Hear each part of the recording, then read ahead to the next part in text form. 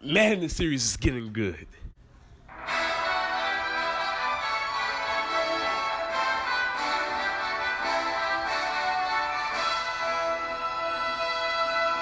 Yo, what's up everyone? Treyman1 here. Welcome back to another Pocket Monsters anime review. Today we're covering episode 12. We're finally back in the Galar region and we're witnessing the champion fight between Lance and Leon. And oh boy, I gotta say, this episode did a great job building up to a potential plot that we may see in the future. But let me go ahead and get to the summary and my thoughts. The episode begins with Sakuragi giving Ash and Go tickets to the World Championship, and surprisingly, Ash does not know about this. Here's where Sakuragi's assistant is telling Ash, this is a tournament to decide the world's strongest Pokemon trainer, which, knowing Ash, he is going to want to compete in this, hopefully. So yeah, we hopefully got our goal for Ash in this episode. Hopefully the next episode, he'll say he's going to enter the next World Championship himself, and we'll see how things go from there. And I remember in the beginning of the series, they said this isn't going to be an arc-based series. But this scene right here screams future arc. Because, oh my goodness, Pikachu gets excited and angry as freaking Eternatus flies by the freaking plane, shutting off the power in the plane and everything. And I'm just like, oh shoot, here we go, freaking Eternatus. This, is so crazy because, in the games, Eternatus is in the egg and the whole story of Rose unleashing Eternatus to bring out the darkest day. But it seems like Eternatus is already out and in the open, which means the anime will probably do something different, making Rose a good character, not a bad character, like how they did Lucamine. And oh man, I just can't wait to see what goes down in this episode, like in these future episodes with Eternatus. And then we see a silhouette, it causes Pikachu to start sparking, so I feel like they're building up to this big Pikachu versus Eternatus fight that we will get later on in the series. But oh man, I just can't wait to see how that goes down. We didn't get to Winden City where we go to the stadium, and oh my goodness, the stadium is humongous. The reason for that is because of Dynamax, but I just gotta say, I really like the design of the stadium a lot.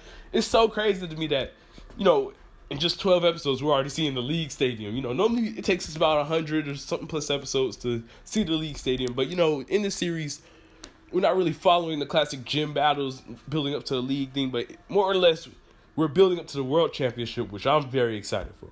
And Team Rocket are here as well with their own Rotom phone. And I actually got to say, this was probably the most enjoyable episode Team Rocket has been in this series. Like, their other appearances, I really didn't like them that much because it was like they were using the whole, Pelipper system and just, I don't know, it was just weird. But I got to say, Team Rocket felt pretty good in this episode. For one, they have a Rotom phone now, which is interesting. And they're here because Giovanni sent them on a mission. So that's pretty interesting. And I gotta say, Winden's freaking doing it because the opening ceremony to this final battle between Lance and Leon was amazing. Like, the light show, it's just so spectacular.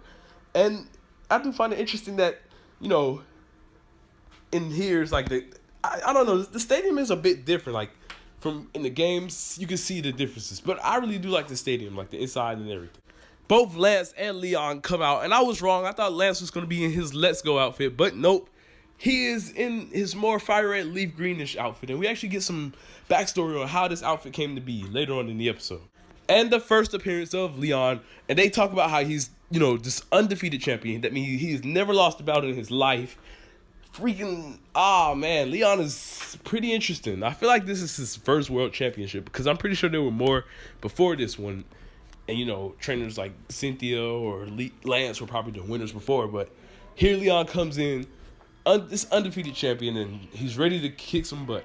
What's also interesting is that they mentioned that the top 8 trainers in this tournament are like the Masters 8 or something like that.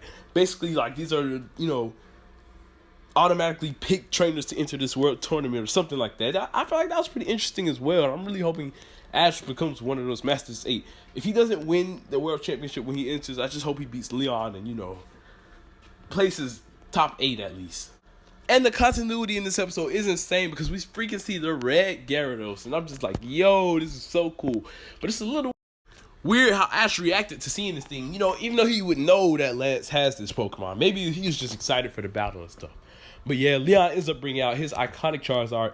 And apparently the finals of the World Championship is a 1v1. So I find that pretty interesting that the whole World Championship would be 1v1. So I thought they, all be 6v6 or at least 3v3 since, these are champions fighting. But I feel like, 1v1s is just you and your strongest Pokemon, so it kind of makes a lot of sense. And I gotta say, Leon's character was pretty interesting in this episode, because in the games, I always see him as more of a humble, chill trainer, but here he was actually kind of cocky, saying the crowd is cruel and, they're expecting one winner and that winner is me. Like, he was cocky. He said he won the fight before the fight even began. And if we know Ash is totally against that. And Best Wishes, X, Y, and Sun and Moon, he mentions you can't decide the winner until the fight is over and stuff. So I really do feel like Leon and Ash will be pretty good rivals if they, end up building up to the World Championship again. And another interesting thing is that they actually show off that there are force fields around the stadium so that the crowd can't get hurt, which I think makes a lot of sense. And, because think about it. Say if an attack goes out into the stadium and hits the crowd, that wouldn't be a good thing. So I'm glad that they showed that off here as well. But the fight was really amazing, y'all. Like, the animation was amazing. A lot of the moves and the strategies, like we get to see Dragon Dance and, they talk about type effectiveness and everything like that. And I think it was a pretty good fight. What shocked me the most is when freaking Lance went for Ice Fang. I'm like, Ice Fang, but it's a fire type. And the way that Ice Fang happens where, Gyarados just spinning around Charizard. And Charizard just like this in so much pain. And I was like, my gosh, like that Ice Fang was something serious right there. And it was pretty interesting seeing this fight. Also, Leon had two moves that, he wouldn't really have in the games. Because I know in the games, he was Ancient Power and Solar Beam. But here in the series, he has Thunder Punch and Fire Spin. Which, another weird moment is Ash saying Charizard used an electric move when clearly in the Kalos League, Alon's Charizard used Thunder Punch on Greninja. So, maybe I guess he forgot, or, he was just shocked to see that Leon's Charizard had an electric move. But, yeah, that was a weird scene as well. But I'm not really going to let that affect the episode. Even though Leon is this undefeated champion, I do like how they show Lance has a chance. Like, I thought that they were just going to have Leon destroy Lance just like he destroys everyone else. But no, Lance actually put up a good fight against Charizard. And I got to say, if they didn't have this whole undefeated thing with Leon and stuff, I would actually believe there was a chance Lance could win. And the most interesting scene here is that not only Leon Dynamaxes, but Lance does as well. And I'm wondering, if anyone who enters the World Championship gets a Dynamax, man, maybe per region they give them stuff like, say if the World Championship was held in Kalos, everyone would get a Mega Ring. If it was in Alola, everyone would get Z Rings, and here everyone gets the Dynamax, man. I feel like that's pretty interesting. But yeah, the Dynamax fight was truly amazing. And sadly, they only used 3 moves each, so we didn't get to see what happens after the 3 moves. If, the Pokemon would revert back to being small, or would the fight, would they just continue fighting like that? Because the anime does do different things sometimes. But all I know is on that 3rd move, freaking Leon destroys Gyarados with a fire type attack. Freaking, we just see Gyarados in flames, and I'm like, my gosh, this guy's powerful. And even though Lance loses, he has a lot of respect for Leon and, gives him his credit where credit is due. Lance also mentions that he trained with Rayhan at the Galar Gym, and that's where he designed his outfit from. So I feel like that's pretty interesting. I love when they, give us a little bit of continuity and backstory to these characters. Like, who would have thought Lance and Rayhan used to train together? Like, that's pretty cool if you ask me. And Champion Leon truly is in character because not only does he say a champion time, but he does his iconic pose as well. And I find it interesting that Hop didn't appear. I wonder if Hop's going to appear like later on in the series, probably like in the episode 90s, like how Hal did, like as a late rival to maybe enter in the World Championship. I could easily see that happening. And our boy Ash is so pumped by this battle that he says himself, I want to battle Leon, which you're going to get that wish in the next episode, Ash. Sadly, it looks like Ash and Pikachu may lose for the first time in this series, though, in the next episode. But I'm hoping that if they lose, this inspires Ash to want to enter the World Championship himself and fight Leon again, because that would be so amazing, and I'll be super pumped for what the series has to give us. And as we know, in the next episode, they talk about a Dreadnoughts attacking the stadium and things, and who else to blame but good old Team Rocket. Like, I gotta say, I love Team Rocket in this episode. And the Pokemon they got was a freaking Bellsprout. Look, guys, this is the same Bellsprout from the Kanto League that Muck had to come out and defeat that overpowered Bellsprout. Because, my goodness, this Bellsprout was OP.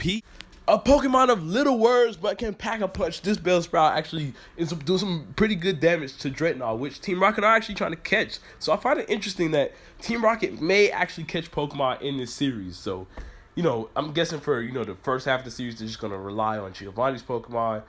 But in the end, they're going to catch their own Pokemon soon. And yeah, we'll see them use both Giovanni's Pokemon and their own. But this scene was a little weird. Bellsprout punches into the ground, and from the ground, Dynamax energy releases. So I'm really wondering, what does that have to do with anything? Because, as we know, Dynamax energy normally comes from the sky in the anime. So seeing that it came from the ground really has me believing, this may have to do with Eternatus, or maybe Chairman Rose, or just the design of the stadium. I'm really interested as to why that happened.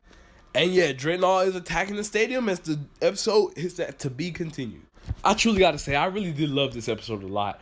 For one, they gave us a battle between two amazing champions, and they did give us some continuity, because they mentioned G-Men with Lance, and mentioned that he trained at the Galar Gym, and I really did love everything that they did in this episode. I have no issues at all, and I'm really glad that we're getting plot with Eternatus, and we're getting to see Leon's character. Leon may be Ash's main rival in the series, which is insane. What I truly hope, though, is in the next episode, somebody, anybody, even Ash himself, mention that you're a champion, because freaking Sakuragi's assistants were saying, every region has their own leagues where they get their own champion, but this is the world championship where we decide the world champion, the world's strongest trainer. So Ash hearing that, he should have been like, oh yeah, I'm the champion of the Alola region, so I should be able to go against these other champions or something. I'm hoping that they reference that Ash is the Alola League champion, because that would give Leon a much more, I guess, a better perception of Ash, because him battling Ash in the episode just because he saved the world, the champion in the stadium from the Dreadnought, it's like, okay, cool, you did this, so I'll battle you. But if Ash tells him, I'm the Alola League champion, that's going to give Leon much more excited to battle Ash. And hopefully, if Lance is still there, Lance can mention that, oh yeah, I know Ash as well, and that would be pretty cool. But yeah, everyone, I think this was a pretty good episode, and I'm really excited to see what happens in the next part. And I recommend to each and every one of you all to please check this episode out. We got some Eternatus plot and Leon, and I gotta say, it was all amazing. I recommend it to each and every one of you all, and I hope you all have a great day. Thank you all for watching, and I hope you all enjoy. Don't forget to leave a like and subscribe. Trayman1, peace out.